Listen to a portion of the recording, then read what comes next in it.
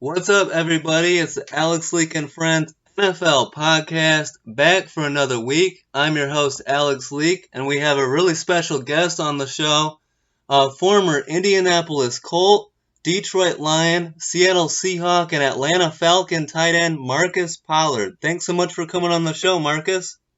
Hey, I'm excited about it, man. Really excited. Yeah, this is awesome. I was a big fan of your career. Now, for those of you that don't know, Marcus Pollard is currently the Director of Player Development for the Jacksonville Jaguars. He played 10 seasons as tight end for the Indianapolis Colts, as well as stops with the Detroit Lions, Seattle Seahawks, and Atlanta Falcons. In his 14-year NFL career, Marcus would play in 192 games, amassed 349 catches for over 4,000 yards and 40 touchdowns. Massive numbers and an unbelievable career. Now, let's start at the beginning, Marcus. You attended Valley High School in Valley, Alabama, where you were a star basketball player in high school. Is that right? That's right. It's my hometown, Alabama. Really small town, but really enjoyed growing up there. The atmosphere that I was brought up in, my family, around me. Playing basketball was my first love. Nice. And playing basketball in high school, I mean, you didn't play any football in high school. Could you ever imagine that you would end up being an NFL player at that time? Well, yes and no. In high school, I did play Okay. high school football, but I only played on defense my entire career in high school. So to imagine I played tight end, I was a defensive guy. And so to say that I envisioned playing at the next level, professional level, playing tight end, never, because I never played on offense. Yeah, that's crazy. And then in college, you would start 2 years for Seward County Community College in Liberal, Kansas, before transferring to Bradley University in Peoria, Illinois. Now, Bradley did not have a football program at the time, and you would play 2 years of basketball there. So you go all through high school and college, not playing much football, no football in college. What was your mindset coming out of college, and was football even really an option for you at that time? Yeah, coming out of high school, I had some offers to play, college football. Okay. But my mom, being my mom, didn't want me to play football. She wanted me to go to college and get my degree. Play basketball. Never had any aspirations or dreams of me making it to a professional level. So then graduated from Bradley, the opportunity came, and that's how I looked at it, as an opportunity. And how many guys get an opportunity after playing college basketball to get an opportunity to play professional football? Absolutely. So I just decided I was going to make the most of it. I worked hard. I had some great people around me trying to get me ready. My coaches have to give a lot of credit to, and teammates. Playing with Peyton Manning, for 10 years, very influential in spearheading my career because, as fans and people know, great quarterback. So it really helped my career tremendously. It made my job easy, playing with somebody like him. Yeah, absolutely. And everyone likes to mention Tony Gonzalez, Antonio Gates as these tight ends that played basketball and developed into a great tight end. You got to throw Marcus Pollard's name in there as well. Thank you, sir.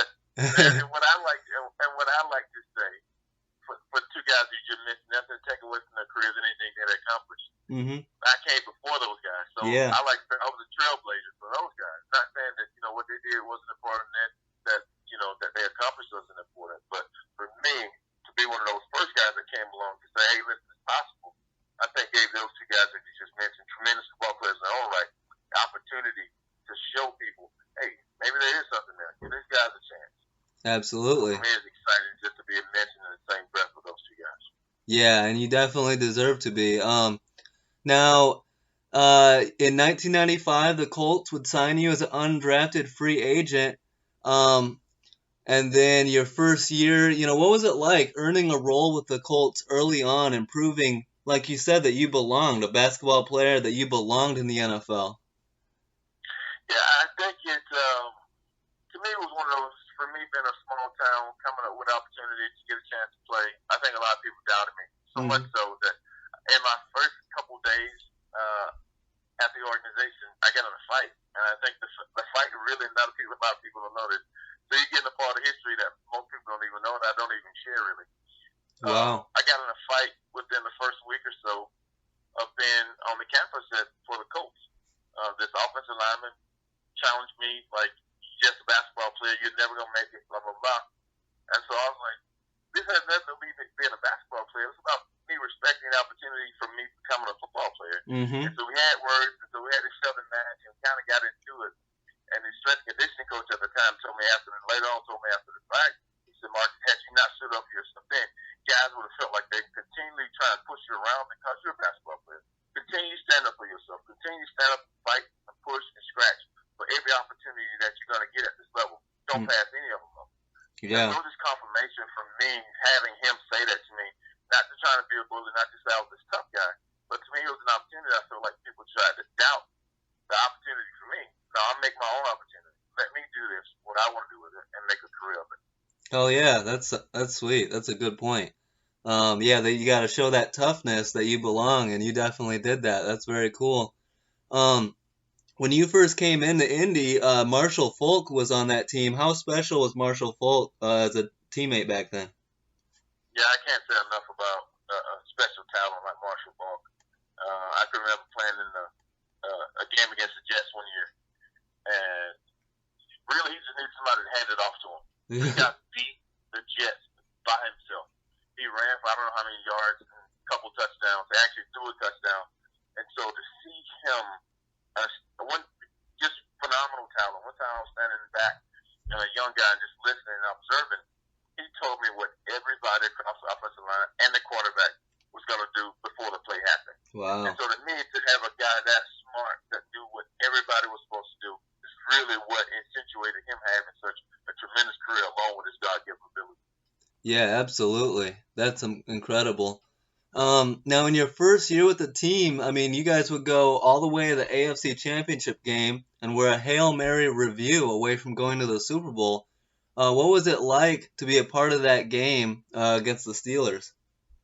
Yeah, it was one of those, look back moments, and you think, early in your career, you think this is special, and it really was. You think you're going to be, you're on this field right now against Pittsburgh Steelers, one of the greatest teams, organizations in football history. Mm-hmm. And to be out there as a young guy, eyes wide open, and to be a Hail Mary pass away from playing in the big game was huge.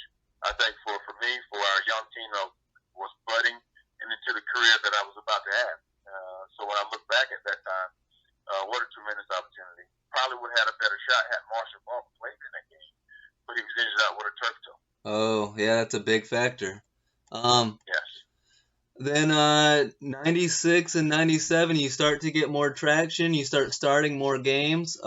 You start 4 in 96, 6 in 97. But the team's success was not really there, going 3 and 13, finishing in last place in the division. But with that comes some good news. Here comes a high draft pick. Here comes Peyton Manning in the draft. Could you feel the atmosphere changing? Not only do you guys bring in a new quarterback in Peyton Manning, but you hire new head coach Jim Mora. Could you feel the energy changing in the building there in Indianapolis? Yeah, with Peyton, the way he played, the game in college, and such a high level and success, that he had, college made it an easy pick, in my opinion, to have him show up. And when he showed up on campus, there's definitely an electricity and excitement to have him there. But to say that I knew at draft day that he was going to turn into the quarterback he's become now, I had no idea. I just knew as a young guy, Peyton was always motivated by success. Here's the things that we're going to do. He's so wise, even as a rookie, coming in the door. So Mark, he told me one time, Mark, I'm not here to make friends. I'm here to win championships. Mm-hmm. And when I still hear him say that, to me it's so profound to have a guy that young with that sort of hunger and desire at any cost. Let's go win championships. Friendship can be fleeting, but let's win a championship, man. A friendship and a championship, that'll last a lifetime. Mm-hmm. And I think he understood that to the minute. Yeah, absolutely. And then Peyton Manning comes in his rookie year, and your numbers took a big jump as well. You start 11 games, catch 24 balls, 300-plus yards, and 4 touchdowns. Now, the story about this rookie year, you caught Peyton Manning's first game-winning touchdown pass against the Jets. Can you tell me a little bit about that? Yeah, it was really exciting for me because I think I had my entire family at that game. Nice. Just to go out and play and to have some success, but again, against another great organization, the Jets, and not even realizing, when people talk about his first touchdown pass, that I would be a part of it. So to me, it's something special to be on that list as one of the guys he threw touchdowns to. Catching balls from Peyton is always amazing. Mm-hmm. And then you go to the 99 season. The team trades away star running back Marshall Faulk, brings in Edgerrin James in the draft, 4th overall pick out of Miami. And one of the biggest, I believe it's the biggest record flip-flop in NFL history to go from 3-13. The very next year, you guys go 13-3. You start 12 games, catch 34 balls, 374 yards, 4 touchdowns, and would get to the playoffs. What an incredible turnaround in just one season. Yeah, to me, that mark that we made from a 3-13 year to a 13-3 year is amazing. To have that sort of a turnaround and to do the things that we accomplished in that 13-3 season, I think guys' career really started to take off. My career, Peyton's career really started to flourish. Marvin Harrison, Hall of Famer, Red Dwayne, potential Hall of Famer, Brandon Stokely, Dallas Clark. So, not Dallas yet. So we had all these guys, at that time that was really starting to blossom and grow to become these, having these really good careers. And just fortunate enough for us, had everything just kind of clicked and worked with coaching staff, and organization, ownership, and Jim Irsay. So we just had a lot of things that happened right for us to go 13-3. Yeah, and not only the weapons, the talent offensively and all that, but also the coaching. Guys like Tom Moore and Bruce Arians on that staff were, you might not have known, the casual fan might not have known who they were at the time, but they were building a great legacy there. Yeah, to me, that's one of the things that I think, when you start hiring a coaching staff, especially, now that I'm in the position I'm in, you get a chance to watch and you look back and think of all the coaches that was on that staff, and the impact and the intelligence and the smarts and the ingenuity that it took to put an offense together and to be innovative and to have those kind of sort of draft picks and have that vision and think what this guy can become. To me, it's really exciting to think back and how vital all those pieces and decisions were in shaping careers. Yeah, that's awesome. That had to be a special time. And then in 2001, the Colts would go 6-10 and miss the playoffs due to a struggling defense. But you would have a solid year. You start all 16 games, catch 47 balls, 700-plus yards, and 8 touchdowns. Head coach Jim Mora was fired after the season and replaced by Tony Dungy. And another crazy stat is 2001 would be the last season the Colts missed the playoffs all the way until 2011. That's incredible. Yeah, that is an incredible run. Again, a tribute to ownership, management, great coach staff, them picking great players vibing together, understanding chemistry, and just being a part of something special. That is a tremendous run. Yeah, absolutely. Then in 2002, the Colts go 10-6, make the playoffs. You would start 15 games, catch 43 passes, 400-plus yards, and 6 touchdowns. Now, you guys, I believe, were the favorite going into that game. I was shocked as a fan watching it, and tell me what you were thinking when the Jets shocked you guys in the playoffs, 41-0. I couldn't believe it. I picked the Colts, Peyton Manning, MVP. What were your thoughts in that game? My thoughts were, I can't believe we just lost the game, especially in the way we lost it. Yeah. To me, it was really embarrassing for us, especially as hard as we worked and things that we felt like we could accomplish. Was a little bit of a letdown. We sold ourselves short. We didn't play to our best level. And to get embarrassed that way on national TV was exactly that, pretty embarrassing.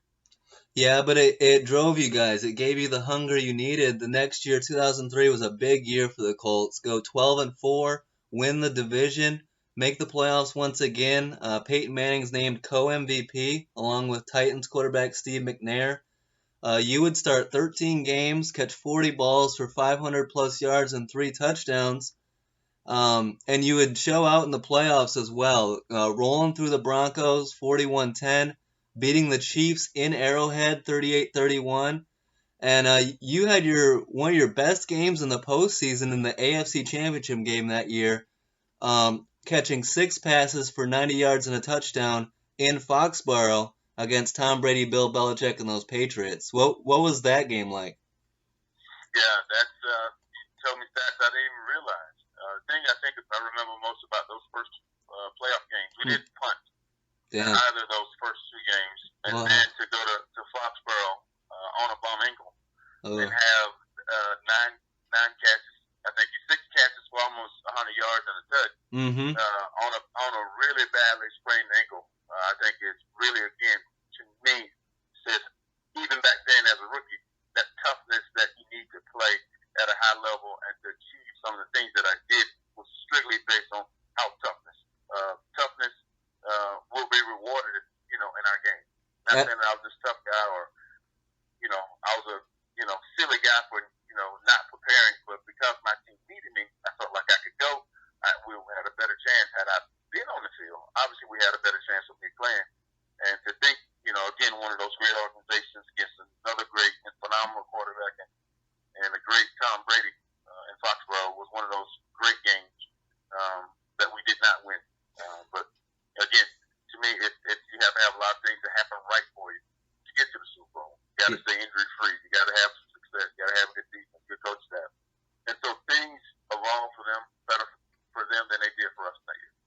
Yeah, and you make a good point, the toughness that I think a lot of the casual fans don't necessarily know. They expect you to play at your best level and don't always know the injuries. And so the toughness that you're able to go out there, it's the most important game of the year, and the ball out despite a, really hurt ankle, that's very incredible and, a testament to your toughness. Now, that same year in 2003, you played in a Monday Night Football game at the Tampa Bay Bucks, where the Colts trailed 35-14 with less than 4 minutes to go.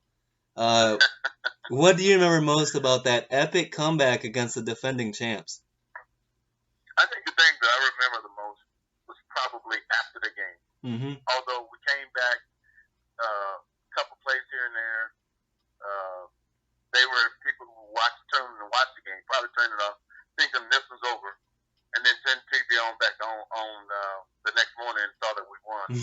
All of that was exciting, but the thing I think I remember most was that Tony Dungy was first time back in Tampa. Mm-hmm. We came back and won on his birthday on Monday night in Tampa, and I never saw him change his demeanor. Wow. He's incredible. Me, I was like, yeah, take that Tampa Bay Bucks. Look what I did. His demeanor stayed so even keel, and I was just blown away because I know I would have been, really jumping for joy not only about the win but the comeback from behind. Monday night game, back in Tampa on my birthday. Are you kidding me? That's incredible. But he was so even keel. He was such a rock, and I learned so much more other than winning that game that night when I started to look at Tony Dungy and examine what kind of guy he really is. Wow, a true leader of men, too. He shows it by example. Yes, he is. Yep. In 2004, the Colts go 12-4, win the division. Peyton Manning takes home another MVP award and breaks the then NFL record held by Dan Marino for touchdowns in a season, throwing 49. You would start 13 games, catch 29 passes for 300-plus yards and 6 touchdowns in 2004. Incredible year. Did you realize how special it was what Peyton Manning was doing out there that year, breaking the NFL record? No, I did not. We never focused on goals. We just, guys may have had their individual goals, and I can't say that Peyton had his mind, okay, I'm going to break this record. Mm-hmm. And the thing that scared me about the year, it was later in the season, I think we may have had 2 games left to play, and we had this play out wide open. He caught an audible, and I'm telling you, I'm probably going to score from 60 out. Mm-hmm. And I dropped the ball. I'm thinking, oh my God, it would have been 50. And to me, I was thinking, okay, he's not gonna get it now. But he actually ended up getting it the next week. But it would have been really cool to catch that 50th touchdown pass from him, making certain that he got the record. And I kicked myself, even to this day, thinking I'm so glad that he got it. I felt bad if he never got it, and it was based on my drop of a pass and never getting the record. Hey, well, you got him started. You got him the first game winner, so. Yeah, that's true. That is true. So then, through free agency, you would end up leaving Indy to go to Detroit. What was that adjustment like for you? It was pretty easy. My wife was from Detroit. I had visited the city several times, and it just becomes a part of life. Dallas was starting to flourish into Dallas Clark was starting to flourish into a really good tight end. You always have salary cap issues. Who you keep, who can't you keep, and so it's always a struggling act. When you're having players that are up and coming, and you have older guys that are moving on that are making money. So to me, that adjustment wasn't that big, especially going to Detroit, where my wife was from, and her mom had always wanted us to be in Detroit anyway. So it was easy. It was an easy decision for me. I would love to have finished my entire career with the Colts, but so it is. You have to move on, and just made that decision to move on for especially me and my family. And you go to Detroit in 2005. Now, the biggest adjustment I would think would be on the field and in the locker room, going from a team led by Tony Dungy and Peyton Manning to a team quarterbacked by Jeff Garcia and Joey Harrington. The Lions go 5-11 in 2005, miss out on the playoffs. Head coach Steve Mariucci was fired mid-season, replaced by Dick Duran. However, you were consistent. You started all 16 games for the Lions, caught 46 passes, 500-plus yards, and 3 touchdowns. What was it like in the locker room and on the field with the Lions? Yeah, they were a young team, as I think back. A little bit of different in chemistry. I think the mindset for the locker room was different than I was used to in Indy. Much more. I don't know. I don't know if it just felt young. Like, okay, they're still trying to figure it out. And I think one of the reasons that they actually invested so much in me coming to Detroit was to try and help change that culture, change that atmosphere, the thought process. But it was a challenge, especially when you don't win games, you don't get buy-in from the guys. So it's like, what are we doing? Who do you think you are? What are you telling me? And again, that spoke to that immaturity factor that I was talking about minutes ago. And so to me, that was the toughest part. Was trying to get this old habit, this culture change, different than what I had in Indianapolis. Yeah, absolutely. And you had to deal with multiple coaches there. In 2006, they would hire Rod Marinelli, but the team's success would not be much better. Go 3-13, finish last in the North. But it had to towards the end there. You weren't getting used enough. You weren't getting targeted much. Their fans were throwing up "Fire Millen" signs about GM Matt Millen and all that. Were you ready to go somewhere where you thought that you could impact and help better and get more opportunities? Yeah, to me, when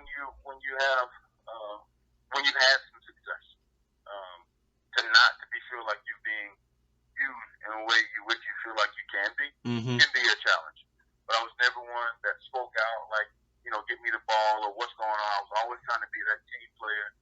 Let's do what's best for the team. If there's somebody else that's making plays or having better success than me, then play those folks. I'm more interested in winning than I am, my stats. And so not having had this happen, even as a rookie, this was the lowest I ever felt in being a part of a team, an NFL team.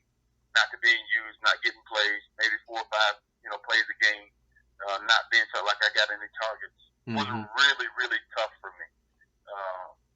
So, long story short, I'm glad that ride was over in Detroit and moved on to the next place. Yeah, and you go to a team who was the defending NFC champs, the Seattle Seahawks, in 2007. Under head coach Mike Holmgren, much more established locker room and presence there. Team goes 10-6, wins the division, you would start 10 games, catch 28 balls, 200 plus yards, and 2 touchdowns. Even have some impact in the playoffs against the Redskins, but the team would lose to the Packers in the divisional round, which, if I can remember right, that was like a snow game. That was a Sean Alexander versus Amon Green type game there. Yeah, it was. Really bad snowfall, cold. Made seeing and, playing the game the way you're used to playing it very difficult. Mm-hmm. Yep. And, then lastly, you would play with the Atlanta Falcons in 2008, a couple games in the regular season, and then in the playoffs, you came through, caught 2 passes in the playoffs against the Cardinals. What do you remember about your time in Atlanta? I remember budding Matt Ryan Mm-hmm. started to come into his own. Tremendous talent. Again, a lot like Peyton, hard worker, wanted to be first in everything, wanted to be a great leader, had the tools to become something special, and to watch him evolve into the guy that he's become now was a lot like watching Peyton. That's very cool. Now, I mean, you played 14 seasons in your NFL career, nearly 200 games played. What a career. How do you look back on your time in the NFL, and what do you credit most for your long sustained success, your consistency in such a physical era? Yeah, it may sound silly, but I have to contribute the majority of my success to my mom. Nice. I have to go all the way back because I watched my mom work 2 jobs. Sometimes she worked 2 jobs and went back to college, graduated at the top of her class. She was a non-traditional student, and so there's so many things. When I look back at my career, I only patterned myself after my mom. My dad wasn't around, so it really made it tough being a single parent and to be the male of the house. A lot of responsibility got dealt to me as far as raising my sister, making certain things were right at home. And so I learned at a really early age how vital it is to be tough, how vital it is to go to work every day when you don't feel like it. When you're going to have challenges, what do? And so to me, I have to really attribute most of my success to the way my mother raised me. Yeah, that's a great point. Solid. That's really good. Now, post NFL career, you were on The Amazing Race 19 on CBS. What was that experience like? That was a really cool experience, especially having my wife as a partner. Mm-hmm. Because the things that we got the chance to do, around the world, you can't pay enough money to do some of the things that we got a chance to see and do. And to do it with my wife was a tremendous experience. The people that I met on the show, I still have a relationship with to this day. To watch the show and think, man, that's really cool. Never thinking that, people call me a reality TV star now. And I don't think reality TV star, but I just think it was a great opportunity for my wife and I to really, show, what married couples can look like. Because there are people that didn't even get along on that show. We watched shows since then, and people that are married or people that are in partners, they can't get along. So to me, I think it was really cool the way we got along and the way we really pushed each other and encouraged each other throughout that show. Yeah, great job, great example. So now you are the current director of player development for the Jacksonville Jaguars. Can you tell us a little bit about what you're doing with that job? Yeah, to me, it's a mini hat job. But the main focus is to help manage issues with our players, be a resource for them as far as housing, resources for them, benefits. But I think the biggest part is on the front end to help the young guys, the rookies, develop into what NFL players are supposed to look like. That's both on and off the field through curriculum with stress management, time management, what relationships are supposed to look like, financial education. If they didn't get their degrees in college, they can go back now. There's a program that's set up for them to do that. I help them with externships, job shadows. So there's so many facets of my job now. It's all in trying to help develop that young guy. And then on the back end, help them figure out what they're trying to do when they're done playing football. So for me, it's a huge credit to have the career that I had because it gives me instant credibility with our guys. Came in on the front end without having anybody, on the back end without having anybody, and still developing my life and shaping my career into something special. So now I get a chance to influence those young guys and those guys in the locker room to what being a pro is all about, and also help Absolutely, and you're doing an excellent job, a very important job there with the Jaguars, and uh, best of luck coming up on the 2019 season. The Jaguars are gonna be good, and they're gonna be a lot of fun to watch. So that's awesome. Keep doing your thing, Marcus, and thanks so much for coming on my show. It was great to talk with you. Likewise, I've enjoyed it. Taking a trip back down memory lane. Some of the things I didn't realize and think about really gives me some more ammunition to show my kids, hey, your dad was all right. All right. So thank you so much for having me on and taking me back down memory lane. Absolutely. Really thank you so much. Yeah, absolutely. Some of the casual fans forget, and so I like to remind them of how great these players were back in the day. So good stuff. Thank you so much. Thank you, Marcus. Keep doing your thing, man. Good luck and much success to you. Thank you, and same to you, and have a great day, sir. Thank you. Yep. See ya.